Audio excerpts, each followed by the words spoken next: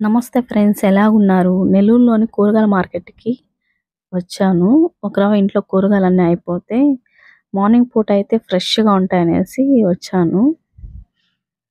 ఇక్కడైతే చానా ఫ్రెష్‌గా ఉంటాయి అసలు. విలేజ్‌లో వాళ్ళు తెచ్చుకొని అమ్ముతా ఉంటారు కాబట్టి చాలా ఫ్రెష్‌గా ఉంటుంది. మామూలుగా నెల్లూరులో మార్కెట్‌లో మార్నింగ్ పూట మనకి ఫ్రెష్‌గా ఉంటాయి కూరగాయలు. ఇక్కడైతే గెంచిగడ్డలు కనిపించాయి. నాకు గెంచిగడ్డలంటే చాలా ఇష్టము. అదొక కిలో తీసుకున్నాను.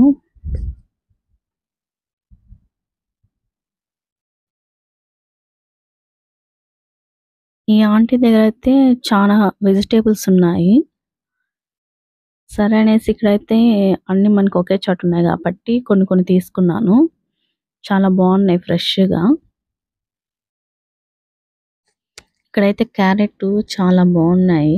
క్యారెట్, అల్లము, బీట్రూట్ చాలా ఉన్నాయి. మామూలుగా అయితే నాకు సరిగ్గా కూరగాయల పేర్లు కూడా తెలీదు. మీరు కూడా నాలాంటి వాళ్ళు ఉన్నారా? ఉంటే కామెంట్స్‌లో చెప్పండి.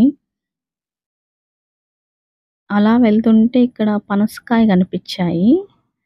చిన్న సైజు. సరే అనేసి ఇంకా ఎలాగుంటుందో ఏమో అనేసి ఇంకా వచ్చేస్తా ఉన్నాము.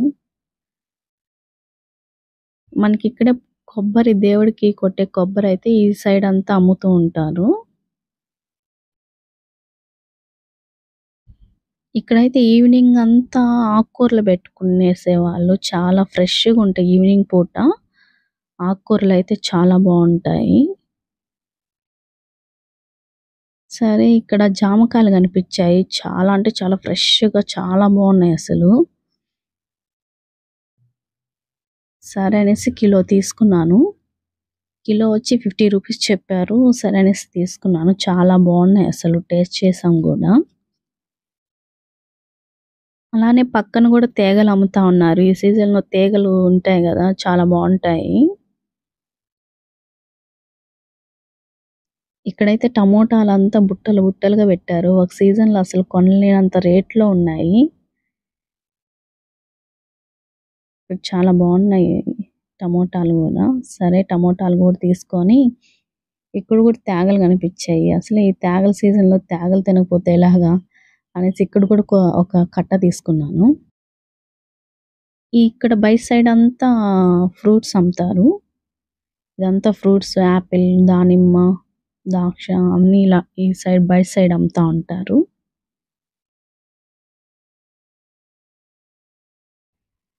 ఇది రైతుల మార్కెట్. రైతుల మార్కెట్ పక్కన పెద్ద మార్కెట్ ఉంది ఇదే.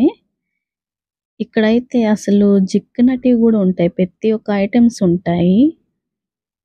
అయితే ఇక్కడ మనల్ని అదే ఏరుకొని ఎవరు వాళ్ళే వేస్తా ఉంటారు. అంటే పుచ్చులున్న అన్నీ వాళ్ళే వేస్తారనమాట. ఇక్కడ మనం చేయబెట్టి ఏమి గూడా తీసుకోకూడదు. వాళ్ళే వేస్తారు. అయితే ప్రతి ఒక్కటి ఉంటుంది. రైతుల మార్కెట్ కన్నా ఇక్కడ ఒక రవ్వ రేటు తక్కువగా ఉంటుంది. ఇప్పుడు ఇంటి దగ్గర ఉన్న వాళ్ళ షాపులుంటాయి గదా! అలాంటి వాళ్ళొచ్చి ఇక్కడ తీసుకుంటారు. ఒక రవ్వ తక్కువకి వస్తాయి గాబట్టి.